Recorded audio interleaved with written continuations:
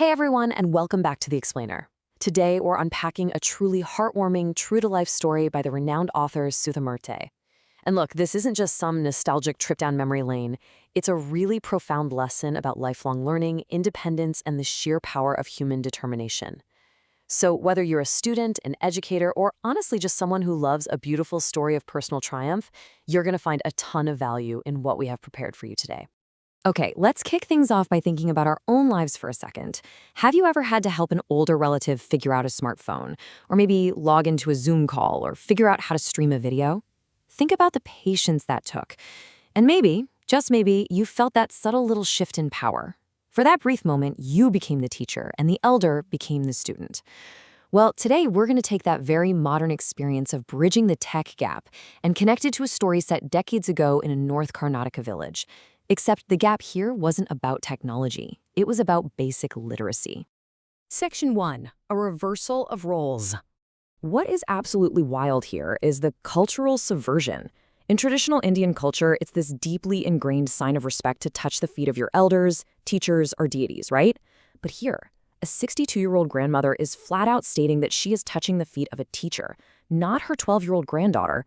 I mean, wow. That is completely backwards to traditional family dynamics. So, to understand how we actually arrived at this incredible moment, we need to take a look at the two characters involved. On one side, we've got our narrator, a 12-year-old girl. She's young, playful, completely literate, and just soaking up her childhood freedom. On the flip side, we have her grandmother, Krishtaka. She's 62. Her hair is gray, her hands are wrinkled, and she spends practically all her time cooking and feeding her family. Now, because of the strict societal norms during her own childhood, where education basically wasn't considered essential for girls after she lost her mother, Krishtaka never went to school. She is completely unlettered. Yet, as you'll see, she is about to become the most intensely dedicated student her granddaughter will ever have. Section 2. The Magic of Kashi Yatre. Back in those days, the transport system in this rural village wasn't exactly what you'd call efficient. Morning papers usually only showed up in the afternoon. And weekly magazines, always a day late. But the entire village, including our 12-year-old narrator and her grandmother, would literally wait eagerly for the bus bringing the Kannada weekly magazine, Karmavira. Why were they so obsessed? Because it contained the latest serialized episode of a massively popular novel called Kashi Yatre, written by the celebrated writer Triveni. Kashi Yatre was a story that hit right at home for Krishtaka. It's all about an old lady who has this ardent, burning desire to visit Kashi, which is Varanasi. In Hindu tradition, worshipping Lord Vishweshwara at Kashi is considered the ultimate punya, or holy merit. But then the plot takes a major twist. There's this young orphan girl in the story who falls in love but has absolutely zero money for a wedding. Ultimately, the old lady sacrifices all her life savings, completely giving up her dream of Kashi just to fund the orphan's wedding. She decides that the young girl's happiness is way more important. Because Krishtaka herself had never been to Kashi, she identified profoundly with this main character. Every single Wednesday, the 12-year-old would read the latest episode out loud to her grandmother, who would memorize the whole thing and then passionately debate the plot with her friends in the temple courtyard. Section 3. The Pain of Illiteracy. Now, the inciting incident, the real catalyst of our story, happens when the 12-year-old narrator leaves for a neighboring village to attend a cousin's wedding. She was really only supposed to go for a couple of days, but you know how it is. She ends up staying for a whole week, just endlessly eating, playing, and totally savoring her freedom away from all the elders. But meanwhile, back home, the weekly magazine arrives, and the grandmother is left entirely alone with the highly anticipated but completely unreadable pages of Karmavira. When the young girl finally gets back, she finds her resilient, usually smiling grandmother literally in tears. Later that night, sitting out under a full moon, the grandmother finally opens up. She describes opening that magazine, seeing the picture for Kashi Yatre, and desperately rubbing her hands over the pages, just wishing she could understand the text. She felt too embarrassed to ask anyone else in the village to read it to her. She asks this heartbreaking question: "We are well off, but what use is money when I cannot be independent?" True wealth, she realized right then and there, is the ability to navigate the world entirely on your own terms. Section 4. A 62-year-old student. But here's the best part. Instead of just wallowing in self-pity, Krishtaka channels that sorrow into this fierce, undeniable determination. She announces to her 12-year-old granddaughter that she wants to learn the Kannada alphabet, starting the very next day. And she doesn't just make some vague, maybe someday goal. She sets a strict, non-negotiable deadline. She chooses the Saraswati Puja day during the Dasara festival. Now, Saraswati is the goddess of knowledge, so this is the absolute perfect symbolic target.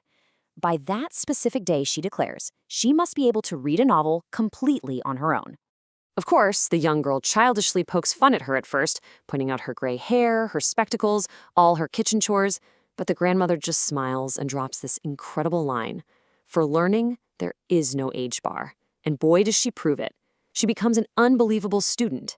Step 1, she reads. Step 2, she repeats. Step 3, she writes. Step 4, she recites. Over and over.